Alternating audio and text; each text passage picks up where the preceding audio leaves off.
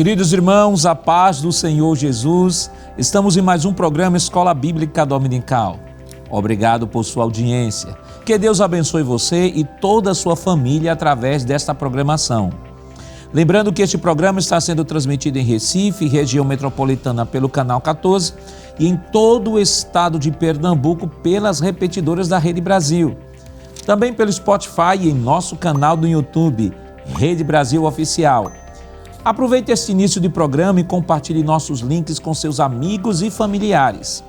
Hoje estudaremos a 7ª lição do trimestre com o título Eu sou a ressurreição e a vida. E para comentar esta lição, contamos com a presença do evangelista Alessandro Barreto. Pai, irmão Alessandro. Amém, pastor. É um prazer estar de volta aqui no programa. O diácono e professor Ramon Diego. Pai, irmão Ramon. A paz do Senhor, pastor Nando Jackson. Quase que eu esqueci teu nome. E também, irmão Jonas Auxiliar e professor Jonas Santana. A parte do irmão Jonas. Paz do Senhor, pastor Nando Jackson. Nessa lição, refletiremos sobre o propósito de Jesus ao realizar o milagre da ressurreição de Lázaro. Estudaremos o diálogo entre Jesus e Marta sobre esta ressurreição. E, por fim, examinaremos a doutrina fundamental da ressurreição do corpo, a partir deste milagre e sua importância para a esperança cristã na vida eterna. Evangelista, o senhor poderia ler, por favor, o textual desta semana? Pois não, pastor. Diz assim: disse-lhe Jesus, eu sou a ressurreição e a vida, quem crê em mim, ainda que esteja morto, viverá. João capítulo 11, versículo 25. Irmão Ramon, qual a verdade prática desta semana? A verdade prática diz o seguinte: o Senhor Jesus Cristo é a ressurreição e a vida, e por essa razão temos a garantia que um dia teremos um corpo glorioso como o dele. Irmão Jonas, quais os objetivos da lição desta semana? Essa lição tem 3 objetivos. O primeiro, identificar o propósito de Jesus no milagre da ressurreição de Lázaro, evidenciando a glória de Deus. O segundo objetivo, analisar de que forma o diálogo entre Jesus e Marta reforçou e solidificou a fé da irmã de Maria. E terceiro e último objetivo, apresentar a doutrina bíblica da ressurreição do corpo, evidenciando a sua importância para a esperança cristã na vida eterna. A leitura bíblica em classe para a lição de hoje está em João, no capítulo 11, versículos 14, 15, 17 ao 21 e 23 ao 27. Acompanhe conosco. Então Jesus disse-lhes claramente: Lázaro está morto, e folgo, por amor de vós, de que eu lá não estivesse, para que acrediteis. Chegando, pois, Jesus, achou que já havia 4 dias que estava na sepultura. Ora, Betânia distava de Jerusalém quase 15 estádios. E muitos dos judeus tinham ido consolar a Marta e a Maria acerca de seu irmão. Ouvindo, pois, Marta que Jesus vinha, saiu-lhe ao encontro. Maria, porém, ficou assentada em casa. Disse, pois, Marta a Jesus: Senhor, se tu estivesses aqui, meu irmão não teria morrido. Disse-lhe Jesus: Teu irmão há de ressuscitar. Disse-lhe Marta: Eu sei que há de ressuscitar na ressurreição do último dia. Disse-lhe Jesus: Eu sou a ressurreição e a vida. Quem crê em mim, ainda que esteja morto, viverá. E todo aquele que vive e crê em mim, nunca morrerá. Crês tu isso? Disse-lhe ela: Sim, Senhor. Creio que tu és o Cristo, o Filho de Deus, que havia de vir ao mundo. Queridos irmãos, estamos iniciando o seu programa Escola Bíblica Dominical e nesta oportunidade estudando a lição de número 7, que tem como título Eu sou a ressurreição e a vida. Semana passada nós estivemos estudando a lição de número 6, que teve como título O Bom Pastor e Suas Ovelhas. E naquela lição, baseada no capítulo 10 do Evangelho de João, que é o evangelho que nós estamos estudando, o livro que estamos estudando durante esse trimestre, nós aprendemos sobre Jesus, no primeiro tópico, a porta das ovelhas. No segundo tópico, nós aprendemos sobre o apóstolo o aprisco das ovelhas é uma parábola, é uma alegoria. O aprisco das ovelhas, o contexto, é o que de fato significa isso. E o terceiro e último tópico, a distinção entre o bom pastor e o mercenário.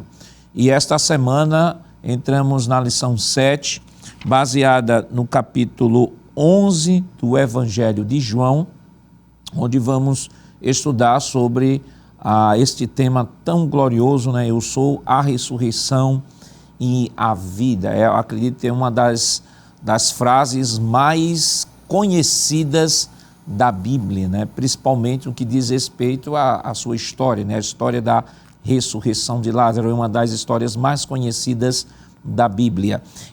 Evangelista Alessandro, hoje nós caminhamos para o capítulo 11, semana passada capítulo 10, esta semana capítulo 11. O texto é um texto narrativo, mas também entra princípios normativos, que é o princípio doutrinário, né? Nós vamos comentar daqui a pouco sobre a doutrina da ressurreição em si, mas esta lição, ela me lembra muito uma lição que nós estudamos no segundo trimestre de 2023, que é sobre a família. Inclusive foi até o próprio autor, pastor Eliané Cabral, e salvo engano a última lição do trimestre foi falando sobre Jesus com relacionamento com a família, e se tratou desse mesmo texto, só que claro, lá com um recorte mais voltado do relacionamento de Jesus com a família, da devoção da família com Jesus, etc. Aqui a perspectiva que o pastor Eliané está trazendo é justamente a da ressurreição e da vida, né? Falando sobre duas situações que é importante destacar. Primeiro, ele está falando de um fato histórico, da morte física de Lázaro e da ressurreição física de Lázaro. E depois, nesse contexto, Jesus traz o ensinamento sobre a ressurreição, que não é apenas uma ressurreição temporária, mas aponta para a ressurreição da igreja, que vai ser uma ressurreição permanente. Mas de maneira introdutória, o que é que a gente já pode compartilhar com o professor que está nos acompanhando? Pois não, pastor. É fato que nessa situação do capítulo 11 do Evangelho de João, surge aqui uma doutrina, que é a doutrina da ressurreição. Quem vai trabalhar mais especificamente sobre isso é o apóstolo Paulo, principalmente no capítulo 15 da sua carta aos Coríntios. Ele vai trazer detalhes dessa doutrina e também em outros textos. O próprio João, o escritor do Evangelho de João, vai tratar sobre isso. Quando for escrever o Apocalipse, não é? Vai ter também focos dessa doutrina. A verdade é que a doutrina da ressurreição é um dos pilares do cristianismo. No período de Jesus havia partidos religiosos ali, uns que criam na ressurreição, outros que não. Mas Jesus deixa claro que ele é a ressurreição e a vida. E Jesus já deixa ali uma profecia. Na ressurreição de Lázaro, ele diz para Marta: eu sou a ressurreição e a vida, e aqueles que crerem em mim ressuscitarão. E Marta diz: eu sei, Senhor, no final, né, nos últimos dias. Então Jesus está falando ali de algo profético. Então o assunto da ressurreição ele é aberto com um leque maior nesse capítulo, mas é o apóstolo Paulo quem vai, de uma forma mais técnica, trazer informações sobre esse assunto. O que a gente poderia também, pastor, além disso, dizer introdutoriamente, é que nessa lição nós teremos a oportunidade de estudar que haverá pelo menos duas ressurreições. A ressurreição dos justos, que se dará em momentos diferentes, né? E a ressurreição dos ímpios, que será em um momento só, não é? Enquanto a ressurreição dos justos acontece no momento do arrebatamento, outra parte dessa ressurreição, que seria um segundo momento, pós 7 anos da igreja arrebatada, e uma terceira e última parte, no final do milênio, aquele justo do milênio. Os ímpios não, os ímpios ressuscitarão para a condenação no juízo do grande trono branco, que a Bíblia fala lá, que é no final do milênio, pastor. Então, a ressurreição dos justos não é para a condenação, e a ressurreição, dos ímpios, sim, esta sim é para a condenação. Introdutoriamente, poderíamos dizer isso. Irmão Ramon, é importante que o professor leia todo o capítulo, né? É claro que didaticamente o autor, até para efeito de espaço, né? Porque toda lição ela tem um espaço delimitado dentro da própria lição, não pode ter conteúdo além, que tem a questão da diagramação, etc. Então, se pega textos chaves, textos chaves para se introduzir o assunto. E a lição de hoje traz João 11, 14, 15, 17 a 21 e 23 a 27. Mas é importante que o professor não fique restrito a esses versículos, considerando que você tem todo um contexto para se trabalhar e, por isso, a necessidade de se ler todo o capítulo. E aí eu vou trazer aqui o conselho que eu sempre recebi das minhas professoras do primário, na época do primário, antigo primeiro grau, segundo grau, dizia assim, olha, leia um texto pelo menos 3 vezes. Isso. Não leia um texto apenas uma vez. Leia o texto pelo menos 3 vezes para poder compreender. Então, eu acho que esse exercício de leitura deste capítulo, pelo menos 3 vezes, vai dar ao professor ainda muito mais segurança na abordagem do tema. Perfeito, pastor. E o texto, ele tem, do capítulo 11 de João, ele tem 57 versículos, não é? Feito o senhor muito bem falou, não é? É óbvio que pela diagramação, não ia colocar os 57 versículos aqui, porque senão ia tomar aí a lição toda, as páginas das lições todas. Mas para o professor entender melhor o assunto, ele primeiro precisa entender o texto por completo. Ele precisa ler o texto, os 57 versículos, que ele aí vai entender o encontro de Jesus com Marta e Maria, quando Jesus ele foi chamado, ele foi convocado para ir para a residência. Então, quando ele ler o texto, os 57 versículos, e foi muito bom, pastor, me permita repetir a sua frase, ele precisa ler frequentemente esse texto. O senhor citou aí muito bem aí 3 vezes, E a regra básica da hermenêutica começa primeiro com aquele que está trabalhando o texto, ele vai ler o texto. Após ele ler o texto, ele vai entender o texto. E quando ele entende o texto, ele explica o texto, e quando ele explica o texto, ele aplica o texto. Então, a regra básica da hermenêutica é essa, começa lendo o texto. E o senhor falou uma coisa aqui que eu lembrei, Paulo falando em Romanos, no capítulo 2, Paulo diz assim, você não sabes que quando ensinas, a ti mesmo ensinas? Ou seja, primeiro você aprende para depois ensinar. Então, mas isso aí, mas pastor, se o recorte é só da ressurreição, para que eu vou ler o texto todo? Para entender o contexto. O contexto. De repente, irmão Jonas, o aluno faz uma pergunta ao professor, veja que situação assim, incômoda. O professor, de repente, diz assim, não, eu só vou ler isso aqui mesmo, porque tem que trabalhar só isso mesmo. Aí o aluno faz uma pergunta do início do capítulo 11, que está dentro do contexto. Aí o professor diz, olha, eu não sei. Mas por quê? Porque não leu o capítulo 11. Então, é importante 3 regras. 3 regras para compreender o texto. Ler, ler e ler. Verdade. A leitura é fundamental, né? Tem também algumas orientações para a leitura. E antes disso, aqui no Brasil a gente é privilegiado, né? Nós somos privilegiados porque nós temos Bíblia em diversas versões. Então, assim, para facilitar a leitura, lê na corrigida, uma NVT, uma NVI, uma Viva, né? A Viva, a NAA. É claro que todas elas têm suas características bem singulares e particulares. Mas para fazer uma leitura, vamos dizer assim, para compreender o geral, ela ajuda bastante. E outra, uma regra básica, façam perguntas ao texto.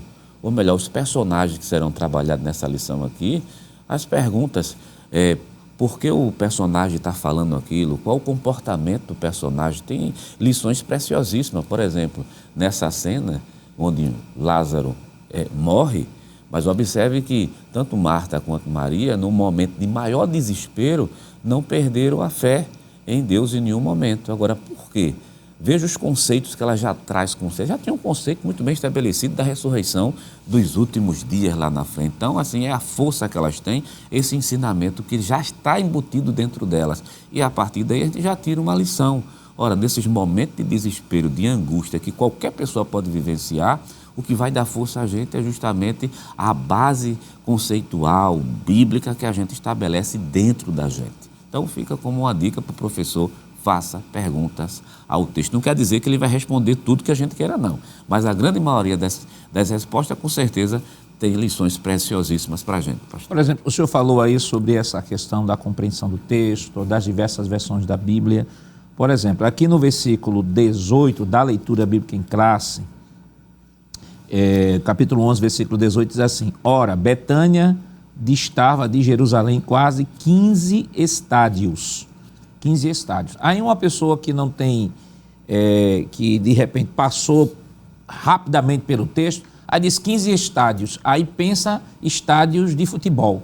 Então quer dizer, bota aí soma em 15 estádios, um junto do outro, vai ser a distância. Só que estádio é uma medida grega que correspondia a 200 metros.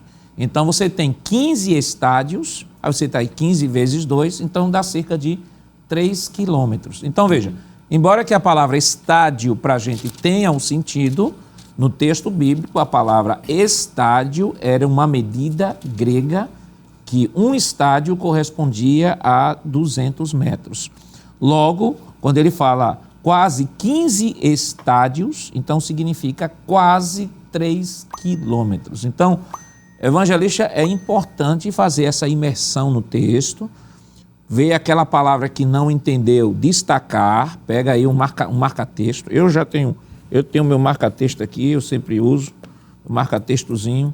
Não entendo aquela palavra, não adianta avançar para o texto sem entender a palavra, destaca, pesquisa a palavra, entendeu, segue adiante na leitura. Exatamente, pastor. E isso evita até alegorizar o texto, não é? Dizer o que o texto não diz. Quando você tem esse cuidado de fazer uma leitura minuciosa, como foi dito aqui em outras versões, inclusive, quando você tem o cuidado de pegar um comentário bíblico e analisar o contexto histórico, cultural, dizer que o texto de João, por exemplo, capítulo 11, trata de um fato físico, um fato histórico, que tem viés espirituais, mas que tem ali uma família que está sofrendo, uma cidade que de fato existe a tantas distância de uma para outra, como o senhor falou, a questão dos estágios, e procurar, pastor, evitar a alegorização do texto, dizer o texto pelo texto. Lázaro morreu, Jesus, de forma proposital, não foi no momento que deveria ir, por isso a família ficou, de alguma forma, até triste, decepcionada com Jesus, mas depois entenderam que Jesus fez aquilo com um fim pedagógico, mostrar que ele é a ressurreição e a vida. Então eu acho que isso resume, tira muitos problemas, pastor, porque quando a gente começa a encher o texto do que nós pensamos, corremos o risco de cometer o que na teologia é chamada de exegese, que é colocar no texto aquilo que eu penso e não tirar do texto aquilo que ele diz propriamente dito. Perfeito. Vamos para a próxima tela, por favor. Próxima tela, nós temos irmão Ramon, aí o mapa mental. Rapidamente, o senhor dá uma visão panorâmica. Sim, senhor, pastor. Então está escrito aí, primeiro é identificar o propósito de Jesus, não é? Recebimento da notícia sobre Lázaro, o desapontamento de Maria e Marta e o tempo divino. Segundo é analisar o encontro de Marta com Jesus. Aí está dizendo o seguinte: o encontro quando Lázaro ressuscitará, promessa de vida. E o último é apresentar a doutrina bíblica da ressurreição do corpo e a ressurreição do corpo, da morte para a vida e uma viva esperança. E o tema central da lição desta semana é justamente ressurreição. Vamos para a próxima tela. A próxima tela nós temos o textuário e uma breve explicação do textuário. Queria que o senhor lesse, por favor. Sim, senhor, pastor. O textuário está em João, capítulo 11, versículo de número 25. Disse-lhe Jesus: eu sou a ressurreição e a vida. Quem crê em mim, ainda que esteja morto, viverá. E o comentário está na Bíblia de Estudo Pentecostal, na página 1594. Para quem crê em Jesus, a morte física não é um fim trágico, pelo contrário, a admissão da vida eterna e abundante e a comunhão com Deus. Viverá refere-se à ressurreição e nunca morrerá. Significa que o crente terá um corpo novo, imortal e incorruptível, que não poderá morrer nem se deteriorar. E aí estão os textos bíblicos para o professor conferir, pastor. Próxima tela. Na próxima tela nós temos a palavra vida. Sim, senhor. E na palavra diz Zoe, que é palavra grega usada no Novo Testamento acerca da vida como princípio, vida no sentido absoluto, vida com Deus, melhor dizendo, vida como Deus a tem. Aquilo que o Pai tem em si e o que Ele deu ao Filho encarnado tem em si mesmo, e a qual o Filho manifestou no mundo. Então, além da palavra ressurreição ser a palavra central, também a palavra vida é a palavra-chave de toda essa lição, pastor. É por isso a importância do professor definir isso, né? Isso. Porque, na verdade, o tema da lição é uma sentença que traduz tudo o que vai ser trabalhado. E vai sendo construído, não é? E aí, às vezes, tem professores que se preocupam muito com a história do texto. É importante, porque é a esteira de onde os fatos estão sendo apresentados. Só que nós temos aí a história do texto e temos o que é a perspectiva da lição. Veja que nós citamos aqui que no segundo trimestre de 2023, o pastor Elienay, o mesmo comentarista, ele trabalhou esse texto só que na perspectiva da família e Cristo. Então, veja, você tem o mesmo cenário, só com a perspectiva diferente. Ali, a abordagem foi sobre a família. A abordagem aqui é sobre a doutrina da ressurreição. Tanto a doutrina da ressurreição, Jesus ressuscitando a Lázaro, que é o contexto maior do texto, como também apontando para a doutrina, a exposição da mais importante doutrina da fé cristã. Reforço, a mais importante doutrina da fé cristã. É tão importante que o apóstolo Paulo dedicou um capítulo inteiro, com 58 versículos, especificamente para fazer a apresentação, a exposição desta doutrina, que ele vai trabalhar desde a ressurreição de Cristo, prevista na história, prevista nas Escrituras, as testemunhas oculares, o fator profético, e aí ele vai fazendo a exposição doutrinária, porque se Jesus não ressuscitou, é vã a nossa pregação. No próximo bloco nós continuaremos comentando a nossa lição. Não saia daí, nós voltamos depois de um rápido intervalo. Voltamos já.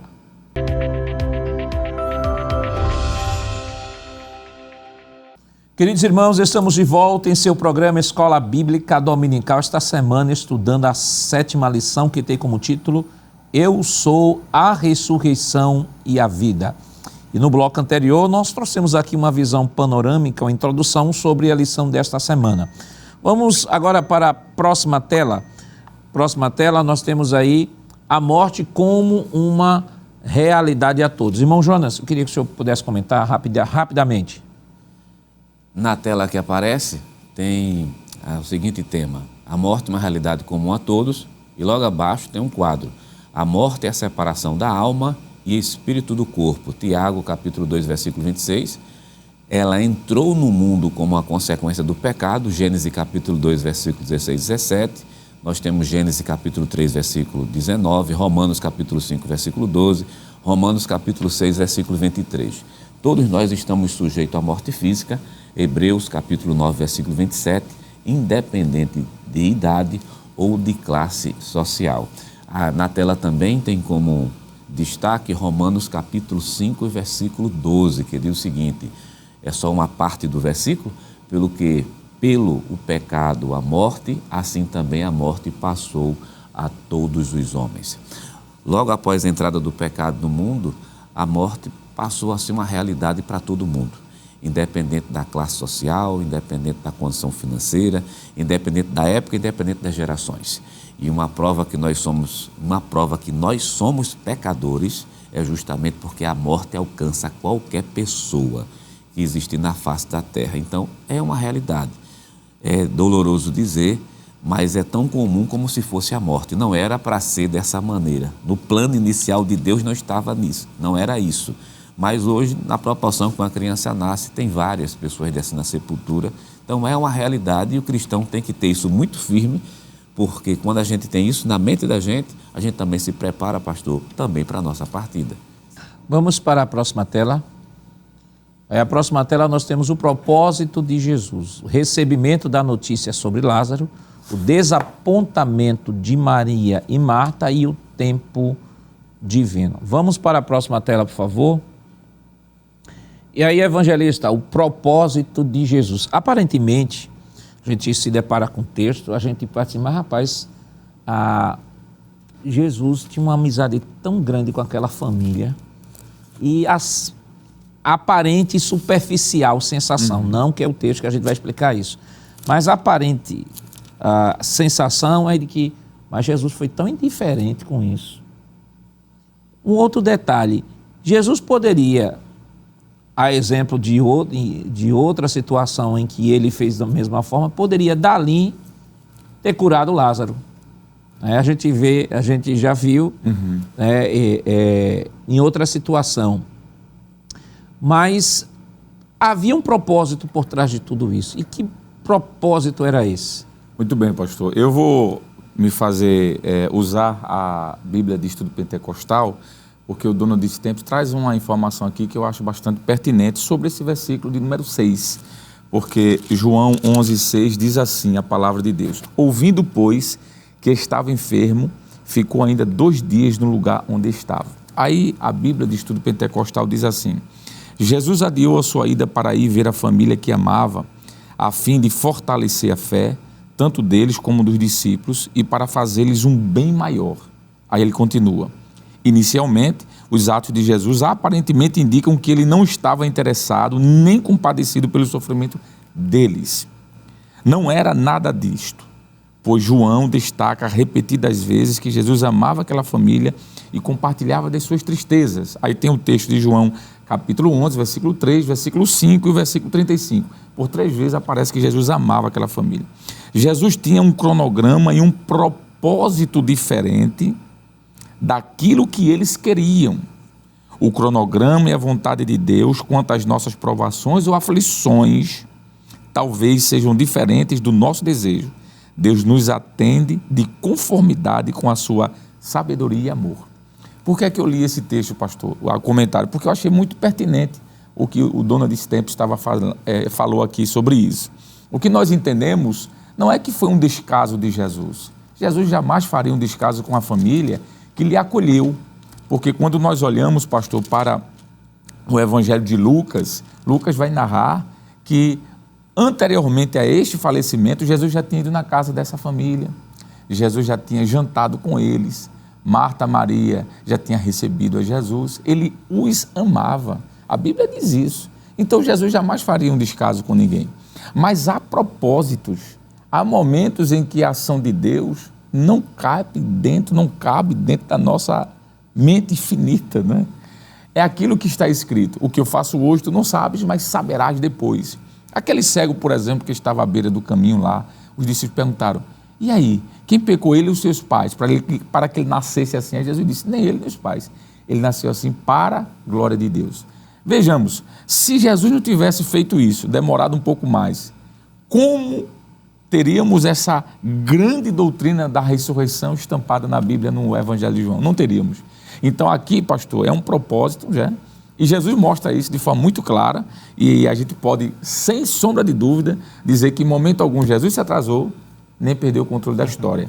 Foi algo proposital, a fim de didaticamente nos ensinar sobre a ressurreição dos salvos. Estou falando isso, eu lembrei da lição anterior, que falou sobre a multiplicação.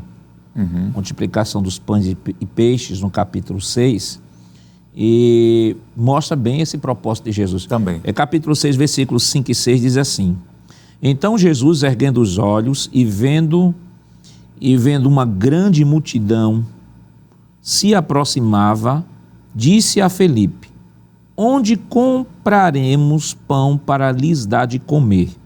Aí o versículo 6: mas Jesus dizia isto para testá-lo, porque sabia o que estava para fazer. Então, esse texto se aplica a todas essas situações, esse versículo se aplica inclusive ao texto do capítulo 11, né? Que é o capítulo que nós estamos estudando. Próxima tela. Na próxima tela.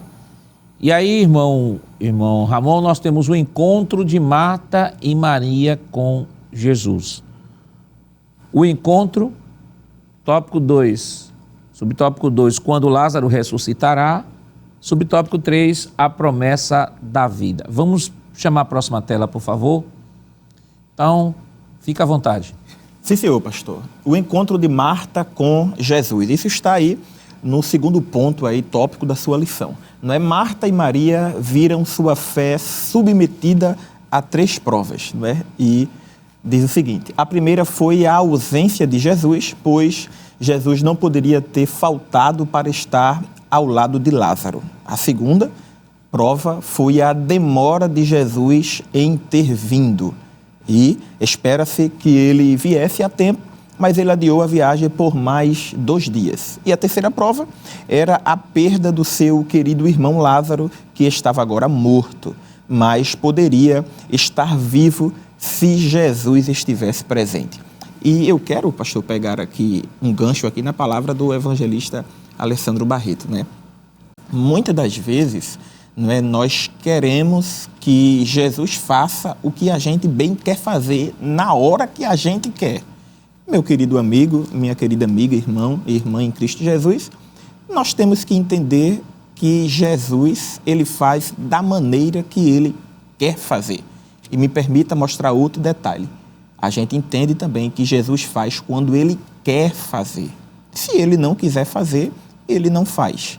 Mas o que aconteceu aqui, né, eu achei muito interessante, pastor, a frase que diz o seguinte: a segunda prova foi a demora de Jesus em ter vindo. Não é? O evangelista falou muito bem aqui, não é, que às vezes, até o senhor citou no início, não é, às vezes quem olha a grosso modo, não entende o texto, pode dizer assim: rapaz, Jesus não veio logo, era um amigo querido. O evangelista citou muito bem aqui alguns textos que falam, não é, que Jesus amava aquela família, chama de amigo, não é? Mas a gente tem que entender que por mais que Jesus nos ame a nossa família, mas também Jesus nos coloca à prova para saber como vai andando aí, como vai essa amizade.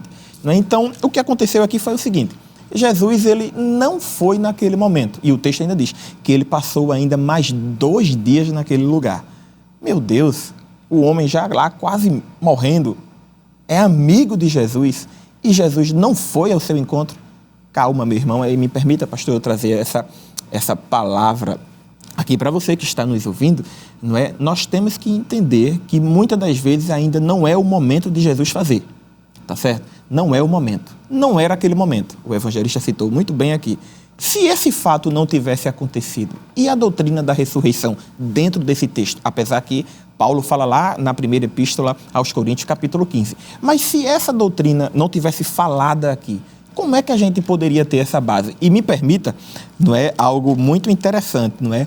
Logo após, no capítulo de número 12, vai falar sobre Maria unge com unguento os pés de Jesus. E lá no versículo de número 9, me permita, pastor, capítulo 12 de João, versículo de número 9, 10 e 11, versículo 9 diz o seguinte: e muita gente dos judeus soube que ele estava ali, e foram não só por causa de Jesus. Veja que coisa interessante. O povo que estava ali soube que Jesus estava ali. Mas vamos lá, mas não, peraí, mas a gente não vai só por causa de Jesus, não. Vai por causa de quem? Mas também para ver a Lázaro, a quem ressuscitara dos mortos. Versículo de número 10. E os principais dos sacerdotes tomaram deliberação para matar também a quem? A Lázaro. Versículo de número 11.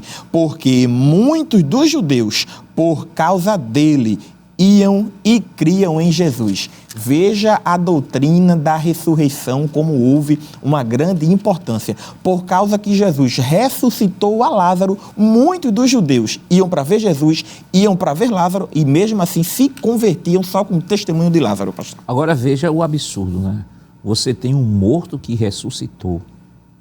Ressuscitou. E você tem pessoas insatisfeitas porque ele ressuscitou, porque a ressurreição de Lázaro, era uma prova evidente da messianidade de Jesus, de que Jesus era de fato aquilo que ele estava dizendo que era. Isso. Então eles vão fazer o seguinte, vão matar ele. Agora ele morreu de doença, agora vai ser assassinato. Vamos assassiná-lo porque esse homem é a prova viva de que Jesus é de fato aquilo que ele diz ser. E nessas 3 provas aí, o que eu acho interessante é que, olhando do ponto de vista natural, Jesus não atendeu o convite, Jesus não visitou Lázaro quando estava doente, Jesus não foi para a cerimônia fúnebre de Lázaro, e quando chegou, Lázaro já estava morto. Na perspectiva humana, a gente olha, foi indiferença, Jesus não levou em consideração a amizade não era tão estreita, tão superficial, era superficial e tal. Só que Jesus sempre vê o final da história. Nós conhecemos trechos da história, mas o final da história, né, irmão Jonas? Só Deus conhece. E por isso que Jesus tem essa tranquilidade, porque ele já sabe que no final vai dar tudo certo. Vai dar tudo certo. E analisando a história bíblica, em nenhum momento Jesus perdeu o controle da situação. Jesus não estava chegando atrasado, porque quando a tela diz assim, demora, mas é a demora do ponto de vista humano. Quer dizer, o humano, para o humano, Jesus pode demorar, para o humano, né? Que Jesus não demora, Jesus não chega atrasado, Jesus chega na hora certa. Para o humano, Jesus atrasa, para o humano parece que é uma injustiça que está acontecendo, mas quem conhece o final de todas as coisas é justamente ele. Se a gente não tivesse esse episódio trágico, aqui a gente tira uma lição, é um episódio trágico, mas foi um episódio glorioso ao mesmo tempo, porque Deus foi glorificado ali também. Tem uma frase falando sobre isso do autor, que está na lição, na página 51, que ele diz o seguinte, pastor, sobre essa situação de Lázaro que está sendo tratada. Na página 51 da lição, no tópico 2, o encontro de Marta com Jesus. Eu estou usando aquela revista maior, a Magazine, né? É o tópico 2 e o subitem 1, o encontro. Logo na parte final, está escrito assim, na realidade, viver entre a promessa do Senhor Jesus e as circunstâncias da vida é um grande desafio para a fé cristã. Porque existia uma promessa inicialmente. Qual era a promessa? Essa doença não é para a morte. Quem recebe essa informação, disse, pronto, meu irmão não vai morrer. Aí isso é a promessa. O que é que ele está dizendo o seguinte aqui? Agora, viver com a promessa e com a realidade da vida exige fé bastante. Aí, de repente, o irmão morre. Só que não era uma morte como sendo um fim trágico, mas era uma morte para dar origem a uma nova vida e uma ressurreição. E outro detalhe, tem a questão da promessa, de como eu compreendo essa promessa, né? Verdade. O senhor falou aí, essa doença não é para a morte. De repente, sim, mas Jesus disse que não era para a morte, mas meu irmão morreu. Estaria sendo o Senhor infiel? Será que Jesus não se equivocou? E aí a grande diferença e a dificuldade humana de muitas vezes compreender aquilo que Deus promete com o fato em si, né? Você tem a promessa e você tem o cumprimento da promessa. Deus sempre tem, como onisciente, conhece todas as coisas. E o nosso conhecimento é sempre em parte. Então, Jesus fez a promessa, aparentemente, mas meu irmão morreu e como é que não era para a morte? Isso mostra de que nem sempre, ou melhor, nunca entendemos ou entenderemos o propósito de Deus. Eu sempre digo o seguinte, que entender, compreender a Deus, só Cristo e o Espírito Santo, porque participam da Trindade. Para entendermos a Deus, teríamos que ser deuses, ou Deus teria que ser homem. Um homem entende outro homem. Um homem não entende a Deus. A Bíblia diz quem foi o seu conselheiro, quem pode instruir a mente do Senhor. Então, precisamos compreender de que aquilo que Deus nos prometeu, Deus vai cumprir, mas precisamos entender que aquilo que Deus nos prometeu, ele deve ser vivenciado diariamente debaixo do consolo do Senhor, debaixo do descanso do Senhor. A gente sabe que o tempo, ninguém gosta de esperar. Quem disser que gosta de esperar é um em 1 milhão. Ninguém gosta de esperar. Mas o que intensifica ainda mais a sensação do tempo eterno da espera é a ansiedade. A ansiedade chega e intensifica o tempo em 10 vezes mais, amplia o tempo em 10 vezes mais. Aí, para isso, o apóstolo diz, lançando sobre ele toda a vossa ansiedade, porque ele tem cuidado de vós. Se nós colocamos a nossa vida, a nossa confiança no Senhor, pode descansar. O seu processo está em boas mãos. E esse advogado, ele nunca perde uma causa. Vamos para o próximo tópico da nossa lição. E aí, evangelista, nós temos a doutrina bíblica da ressurreição do corpo. Nós vimos nos blocos anteriores, o primeiro e o segundo tópico, que trabalharam desde a notícia a Jesus de que Lázaro estava doente, o tempo de demora, o propósito de Deus por trás disso, que Deus tem sempre um propósito. Cabe a nós não entender o propósito de Deus, nunca vamos entender o propósito. Nunca vamos dizer assim, Senhor, por quê? O porquê nunca existirá. O porquê da situação nunca terá explicação. Mas a pergunta sempre vai ser para quê? A finalidade da situação.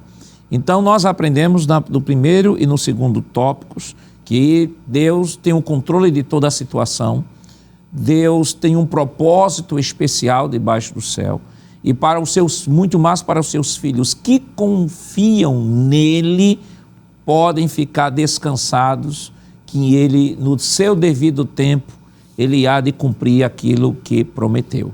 Essa, entre outras lições que nós podemos extrair desses dois tópicos. Mas aqui nós vamos agora para o terceiro tópico da lição, que é o tópico que vai falar sobre a exposição, a doutrina bíblica da ressurreição do corpo. A ressurreição do corpo, primeiro subtópico. Segundo, da morte para a vida. E terceiro subtópico, uma viva esperança. Vamos para a próxima tela, por favor. Próxima tela, nós já começamos definindo a doutrina bíblica da ressurreição do corpo, a palavra ressuscitar. Eu queria que o senhor pudesse comentar, por favor. Pois não, pastor. Lendo o texto, nos diz o seguinte: a palavra ressuscitar significa levantar, voltar à vida. Assim como a morte física é a separação da alma e espírito do corpo, Tiago 2,26, a ressurreição é a reunião da alma e espírito ao corpo, Lucas 8,55.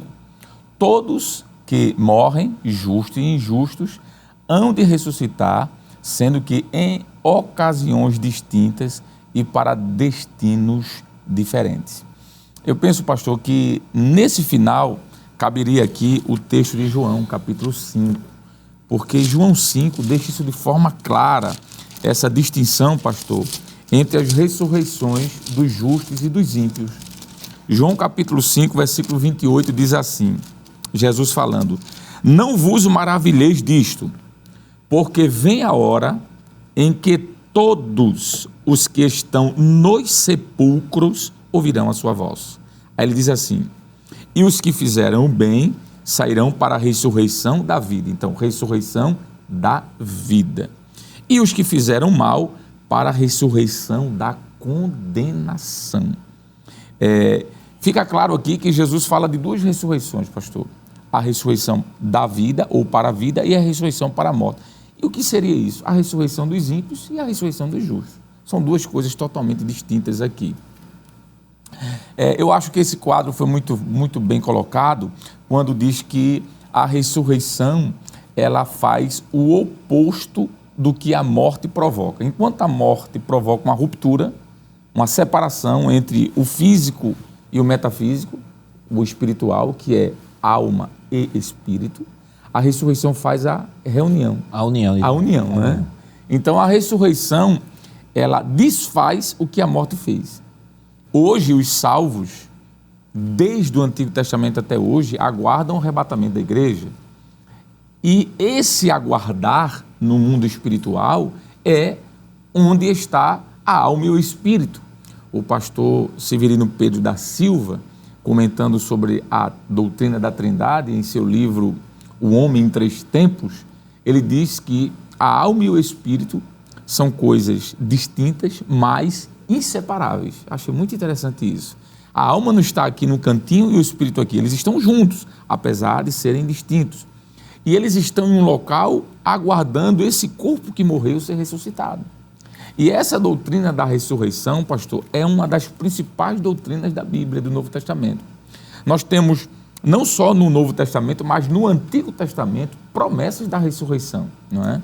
Por exemplo, nós poderíamos citar aqui vários exemplos do Antigo Testamento. Gênesis capítulo 22, do 1 ao 4, Salmos 16, verso 10. Nós poderíamos citar Jó capítulo 19, versículo 25 a 27, Isaías 26 e 19, Daniel capítulo 12, versículo 2 e Osés 13 e 14. Já no Antigo Testamento, pastor, essa doutrina da ressurreição ela era presente. Os profetas veterotestamentários já anunciavam que um dia haveria a ressurreição dos corpos. Os judeus creem nisso, apesar de terem ali um grupo entre os fariseus e os saduceus que há uma discussão entre se há ou não há ressurreição. Então, quando nós chegamos no Novo Testamento, pastor, essa doutrina é enfatizada por Paulo. Paulo vai falar no capítulo 15 aos Coríntios, da sua primeira carta, sobre a doutrina da ressurreição. Paulo vai falar sobre a ressurreição no capítulo 4 da sua primeira carta aos Tessalonicenses. Ele vai deixar muito claro de que aquilo que o corpo que morreu e foi sepultado, esse corpo será ressuscitado e haverá essa unificação da alma e do espírito ao corpo mais uma vez. E eu concluo dizendo uma informação que a Bíblia de Estudo Pentecostal, na página 1766, fala sobre a ressurreição, que eu acho interessante. Ela diz, a Bíblia revela pelo menos 3 razões por que a ressurreição do corpo é necessária, pastor. Primeiro, porque o corpo é parte essencial e total da personalidade do homem. Ou seja, se o corpo não ressuscitasse, pastor, não seria eu amanhã. Para que seja ontologicamente a pessoa, precisa ter corpo, alma e espírito. Por isso que Jesus ressuscitou em corpo. E é por isso que todos, sejam justos ou ímpios, terão que ressuscitar. Exato. Porque se não for, a personalidade não estará presente. Perfeito. Então, primeira coisa, a ressurreição é para isso. Segunda coisa, porque a ressurreição ela é importante? Porque o ser humano, ao ressuscitar, ele estará em um corpo, aqueles salvos, como que Cristo, né? Para que pudéssemos usufruir desta mesma condição, Cristo ressuscitou. Paulo diz, ele é a primícia, ele é o primeiro. E em terceiro e último lugar, é para desfrutar do resultado das benesses que o mundo vindouro nos aguarda. Então, quando Paulo, por exemplo, fala sobre a ressurreição e diz isso que é corruptível, o corpo, né? Isso que se estraga, se revestirá de uma incorruptibilidade, daquilo que não se estraga, Paulo está dizendo, olha, nós teremos de volta o nosso corpo. Claro, que glorioso. E aqui a Bíblia de Estudo Pentecostal diz assim, olha, nós teremos de volta o nosso corpo, o nosso próprio corpo. Por isso que quando Jesus ressuscitou, pastor, e apareceu diante dos discípulos, ele disse, vede que sou eu mesmo. Toca aqui, veja que espírito não tem carne e osso como eu tenho. Jesus estava glorificado, mas disse ter carne e osso. Então, a ressurreição tem por propósito nos devolver aquilo que a morte tomou, que é o nosso corpo. Uma coisa importante do texto que o senhor leu é João 5, 28 e 29. 28 e 29, que alguém pode ler esse texto e dizer assim, então, pastor, as ressurreições serão simultâneas. Ou seja, o justo vai ressuscitar no mesmo momento que o ímpio vai ressuscitar, não. Na verdade, o que foi colocado aqui é uma síntese do evento universal. Sim. Agora, quando se dará a ressurreição dos justos? E quando se dará a ressurreição dos ímpios? Mas isso, é claro, nós comentaremos depois do nosso rápido intervalo. Voltamos já.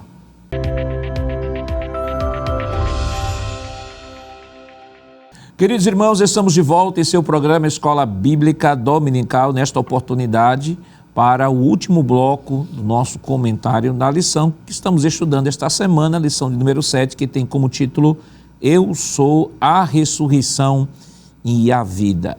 E no bloco anterior nós estávamos comentando sobre a doutrina bíblica da ressurreição. Foi exposto aqui o texto de João no capítulo 5, versículos 28 e 29, onde foi feita a exposição, né, do evento que há de ser realizado no sentido universal, tanto justos quanto ímpios, ambos ressuscitarão.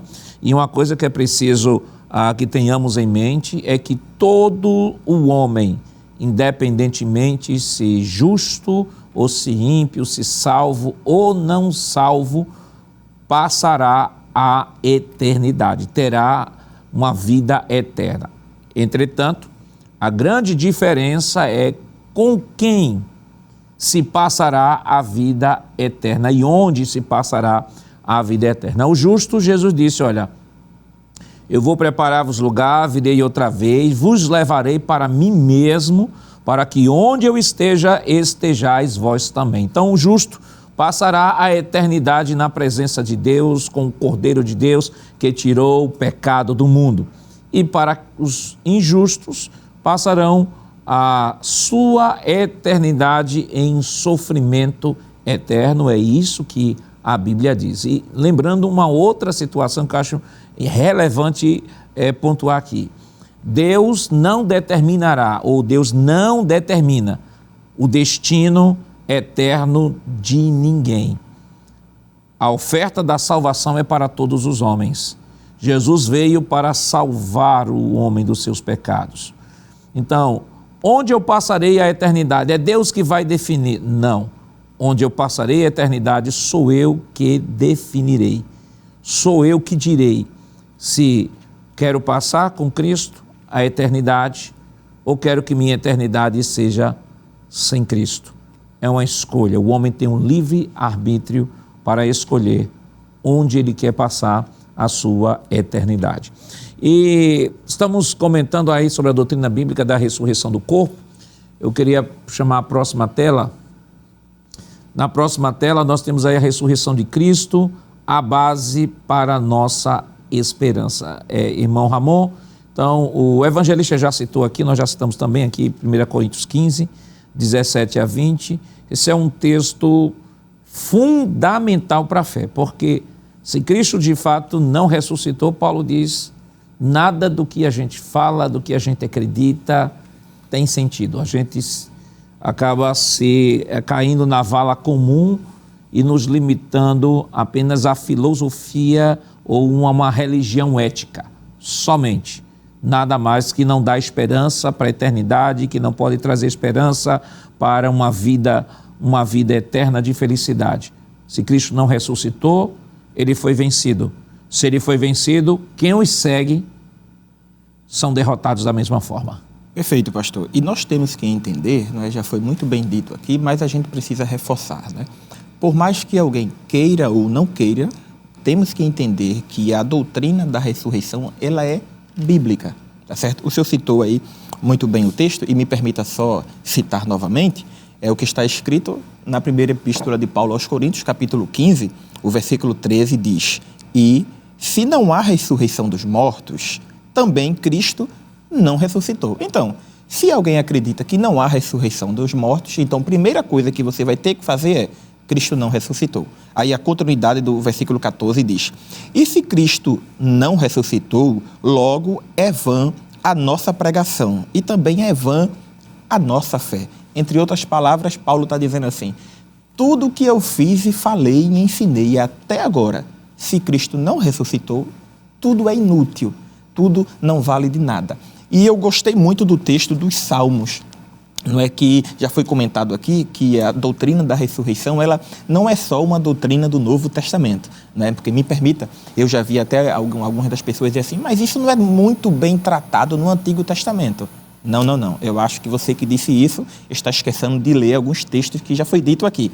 Por exemplo, no livro dos Salmos de número 16, está aí na sua tela, não é Salmo 16, o verso de número 10, eu gosto muito desse texto, onde trata sobre o Antigo Testamento. O Salmo 16, verso 10. De número 10, diz assim, pois não deixarás a minha alma no inferno, nem permitirás que o teu santo veja a corrupção. Então, você que está aí nos ouvindo, não é, prestando atenção, anotando tudo que está saindo aqui, você tem que entender que no Antigo Testamento também se refere à doutrina da ressurreição. Então, por mais que alguém não queira acreditar, então vai ter que desfazer de muito texto da Bíblia, pastor.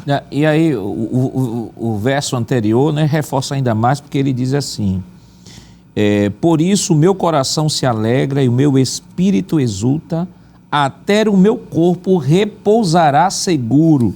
Aí ele diz: pois não deixarás a minha alma na morte, nem permitirás que o teu santo veja corrupção. É claro que no sentido, no Novo Testamento também é aplicado esse texto à pessoa de Jesus, mas o que eu acho interessante, ele fala, até meu corpo repousará seguro, mas a morte não vai ser meu último endereço.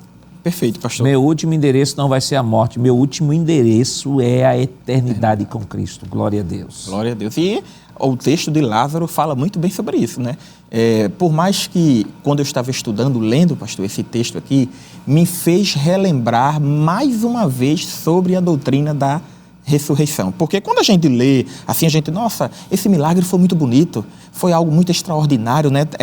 No final, uns 4 dias, Lázaro já estava aí cheirando mal, não é? Mas o texto em si fala do milagre perfeito, mas o texto em si fala e aborda sobre a doutrina da ressurreição. Então, quando eu estava lendo, a minha alma ficou mais feliz, porque nós cremos que um dia estaremos com o Pai. Vamos para a próxima tela, por favor. Próxima tela, nós temos a necessidade da ressurreição de Cristo. Era necessário, né, irmão Jonas, que Cristo ressuscitasse? Por que era necessário? Com certeza, pastor. Do ponto de vista bíblico, esse assunto, quando entra a necessidade da ressurreição de Jesus, porque ela é a base principal. Jesus é a premissa dos que dormem. Agora, quais os motivos bíblicos? Primeiro, para o cumprimento das Escrituras, Lucas capítulo 24, esse versículo 45 e 46, ele é fundamental para que a Escritura se cumprisse, para o perdão dos pecados, primeiro livro de Coríntios, capítulo 15, versículo 17. Aí a gente entende também, antes de ir para os outros pontos, porque Paulo está dizendo o seguinte, né? Se ele não ressuscitou, é vão a nossa fé. Por que é vão a nossa fé? Porque não vai ter perdão de pecados, não seremos justificados, porque Romanos capítulo 4, versículo 25, diz o texto bíblico: o qual por nossos pecados foi entregue e ressuscitou para a nossa justificação. Outra opção bíblica para a nossa esperança, 1 Coríntios capítulo 15, versículo 19, se Cristo ressuscitou como de fato Ele ressuscitou, significa que nós que morremos em Cristo ressuscitaremos também com Ele. Para a eficácia da pregação do Evangelho, capítulo 19, se o senhor me permite, pastor, ler primeiro livro aos Coríntios, no capítulo de número 15 e o versículo 19, que são extraídas aí 2 grandes lições. O versículo 19 diz: se esperarmos em Cristo somente nessa vida, somos os mais miseráveis de todos os homens. Ou seja, a nossa vida não se limita somente aqui, nós temos uma vida muito melhor e maior. Isso já contribui para a nossa pregação, para a eficácia do Evangelho. Mais ainda, o versículo capítulo 15, versículo 14, a parte B diz: para a eficácia da nossa fé, que a nossa fé está fundamentada. E por último, entre tantas provas que mostram a necessidade da ressurreição de Jesus, para provar que Ele era o Filho de Deus. Isso está registrado em Romanos capítulo 1, esse texto é tão importante para a gente, tem vários textos bíblicos aí, mas Romanos 1, verso 4, diz o seguinte: declarado Filho de Deus em poder, segundo o Espírito de santificação, pela ressurreição dos mortos, Jesus Cristo, nosso Senhor. Esses são os motivos que mostram a necessidade da ressurreição de Jesus. Vamos para a próxima tela. E aí essa tela, evangelista, tipos e exemplos bíblicos de ressurreição física. Nós temos a ressurreição temporária e nós temos a ressurreição definitiva. Eu queria que o senhor pudesse Muito bem, o texto é bem explicativo, pastor. A temporária trata-se daqueles milagres de ressurreições que aconteceram tanto no Antigo quanto no Novo Testamento e que as pessoas reviveram, mas que posteriormente voltaram a morrer. E aí estão vários textos, as pessoas podem ler esses versículos, inclusive a ressurreição de Lázaro, a ressurreição do filho daquela viúva, a ressurreição da filha de Jairo, e todos outros exemplos, né? Essa é a ressurreição temporária, né? Mas também nós temos na Bíblia a ressurreição definitiva, que é a restauração à vida em corpo incorruptível, onde a pessoa nunca mais voltará a morrer fisicamente, novamente, né? Nós temos aqui o texto de 1 Coríntios 15, que já foi citado, e aqui a gente precisa dizer, pastor, que essa ressurreição definitiva, já foi falado aqui, ela se divide em 2 tipos de ressurreição definitiva, né? Então vamos para a próxima tela. Vamos explicar aquilo que nós comentamos lá sobre o texto de João 5, 28 e 29. Perfeito. Essa primeira ressurreição, pastor, é a ressurreição dos salvos. Apenas os salvos estarão participando dela. É a ressurreição que a Bíblia chama de bem-aventurado aquele que participa da primeira ressurreição. E essa primeira ressurreição, ela acontece aí em fases distintas, não é? Esse texto de Apocalipse, pastor, também pode ser corroborado com o texto também de Atos, capítulo 24, versículo 15, onde diz assim: tendo esperança em Deus, como estes mesmos também esperam, de que há de haver, veja que isso está no futuro, há de haver a ressurreição de mortos, tanto dos justos como dos injustos. E o livro de Daniel, no capítulo 12, pastor, e o versículo 2, corrobora com essa diferença entre a ressurreição, a primeira e a segunda ressurreição. Daniel 12 e 2 diz assim: e muitos dos que dormem no pó, veja, isso aqui é a doutrina da ressurreição no Antigo Testamento, no pó da terra ressuscitarão. Aí diz, aqui divide, há uma divisão clara, uns para a vida eterna, primeira ressurreição, e outros para vergonha e desprezo eterno, segunda ressurreição. Essa segunda ressurreição, pastor, ocorrerá única e exclusivamente após o milênio. Todos os ímpios, desde Adão até o final do milênio, ressuscitarão para serem condenados. Isso aqui é no final do milênio, capítulo 20, versículo do 11 ao 15 de Apocalipse. Já a primeira ressurreição, pastor, essa primeira ressurreição, ela acontece em fases distintas. Primeira fase é no arrebatamento da igreja. Paulo fala sobre isso, 1 Coríntios capítulo 14, capítulo 4, versículo 13 e 14. Ele diz: irmão, não vos entristeçais como os que não têm esperança. E Paulo continua dizendo: por que não devemos nos entristecer? Porque nós vamos ressuscitar, os mortos ressuscitarão em Cristo. Então, a primeira fase dessa primeira ressurreição é no arrebatamento da igreja.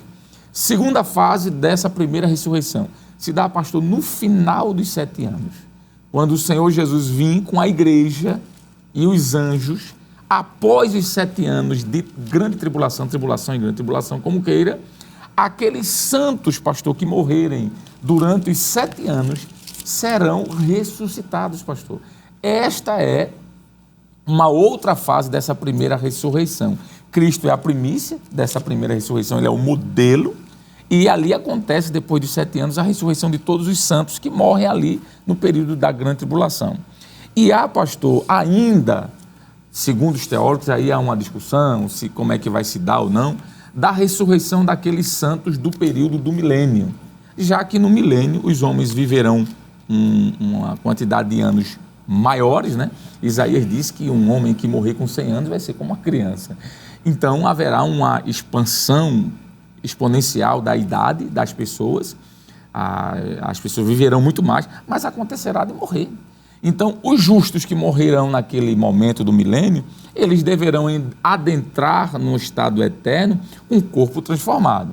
E aí, pastor, há uma discussão no meio até pentecostal mesmo, como é que vai se dar essa ressurreição. Mas a discussão aqui não é essa, a discussão aqui é que esse justo, em algum dado, de algum momento, se no momento instantâneo da morte e passa pela ressurreição, ou no final do milênio, Isso aqui é uma outra discussão, a gente não vai entrar nesse ponto. Mas o que nós queremos dizer é que esses justos também ressuscitarão.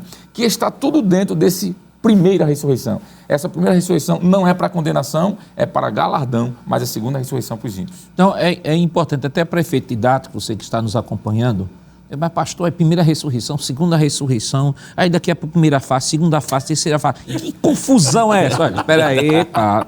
Se sua mente deu uma bugada aí, então entenda aqui.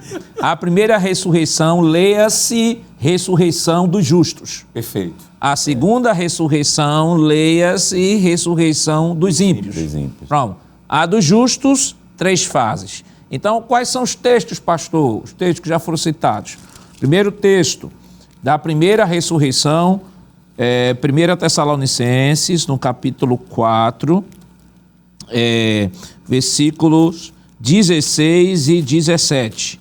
Fala sobre a primeira ressurreição. E nessa ressurreição, só somando aqui, estarão também os santos do Antigo Testamento. Perfeito. Né? Exatamente. Todos os santos do Antigo Testamento. Até então, o arrebatamento da igreja. a gente vai ser arrebatado junto com Abraão, Isaac, Jacó, Jeremias, Paulo. Que coisa maravilhosa. Imagina a gente subindo aqui, Paulo aqui de lado. Que coisa, que privilégio. Essa é a primeira fase da ressurreição dos justos.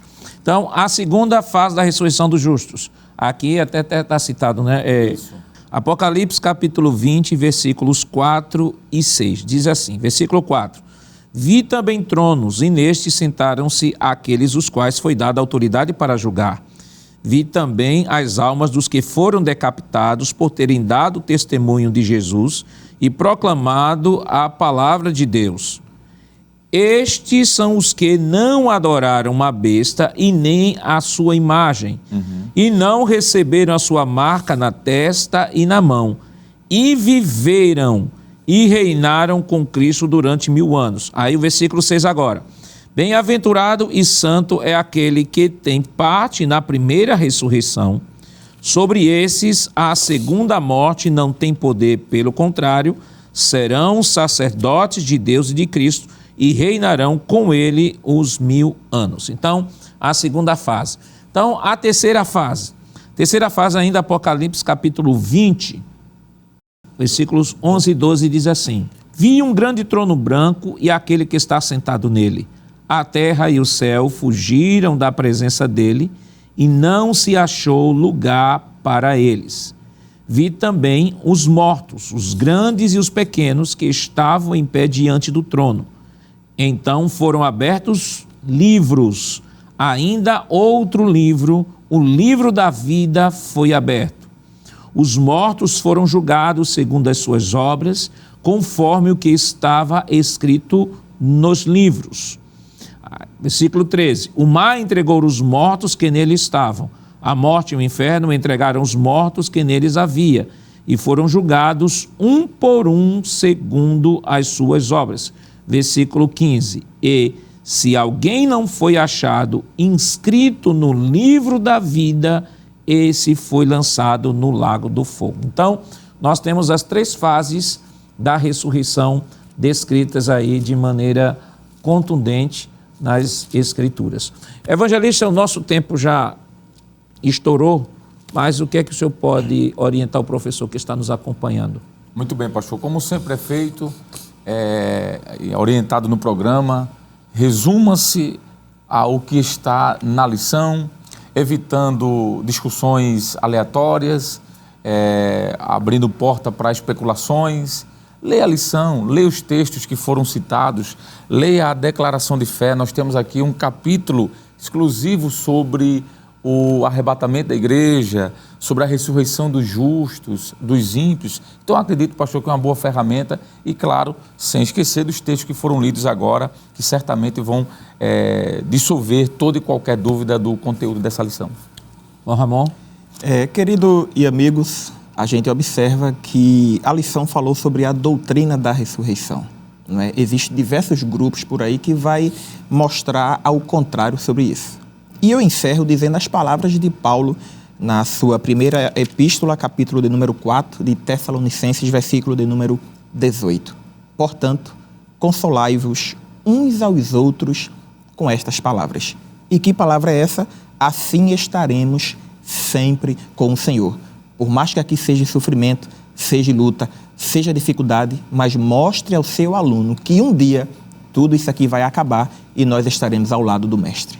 Bom, Jonas? O professor da escola dominical também deve dizer que a família de Lázaro foi visitada, mas visitada inicialmente por doença, por morte, por tribulação. Mas ela foi visitada principalmente pelo Senhor Jesus, que trouxe vida e trouxe paz àquela família.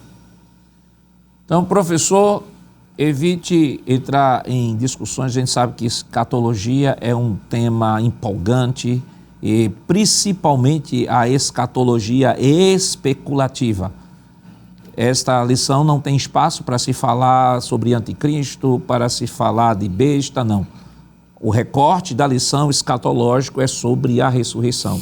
Como já disse aqui o evangelista Alessandro, se foque nesse texto, se foque neste assunto, evite discussões, porque a escola dominical não é lugar para discussões acaloradas. É o lugar onde nós aprendemos, crescemos, trocamos ideias com o professor e no final todos saem da escola dominical edificados para a glória de Deus. Que Deus continue lhe abençoando em nome de Jesus.